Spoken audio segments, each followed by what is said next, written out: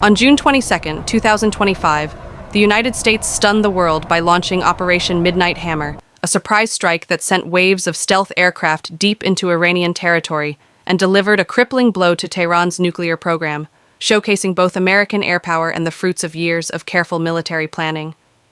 The assault began with 7 B-2 Spirit bombers departing from Whiteman Air Force Base in Missouri, flying a marathon 37-hour nonstop mission across continents, sustained by multiple mid-air refuelings, and supported by F-22 Raptors and F-35 Lightning II fighters providing cover, reconnaissance, and electronic warfare support.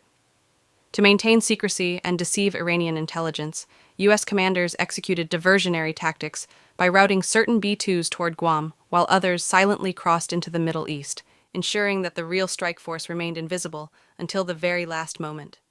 Once above their targets, the bombers released 30,000-pound GBU-57 massive ordnance penetrator bombs, designed to shatter deeply buried bunkers which tore through reinforced underground chambers at Natanz, Fordow, and Isfahan, facilities that had long been at the heart of Iran's nuclear program. In the aftermath, satellite images confirmed massive destruction, collapsing tunnels, disabled centrifuge halls, and heavily damaged research laboratories, effectively setting back Iran's nuclear ambitions by years. For the U.S. Air Force, the operation was historic not only for its scale, but also for the inclusion of female B-2 pilots who participated directly in combat for the first time, underlining both the inclusivity and capability of America's most elite aviators. Iran, caught off guard, responded with a limited missile barrage against U.S. bases in Qatar, but the retaliation inflicted little damage and was quickly contained, underscoring Tehran's vulnerability in the face of Washington's technological edge.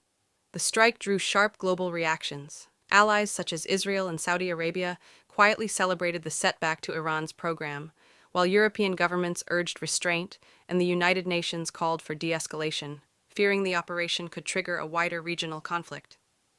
Analysts noted that while the attack could not permanently erase Iran's nuclear knowledge or ambitions, it demonstrated that even the most heavily fortified sites, hidden under mountains and guarded by dense air defenses, were not beyond the reach of American stealth technology.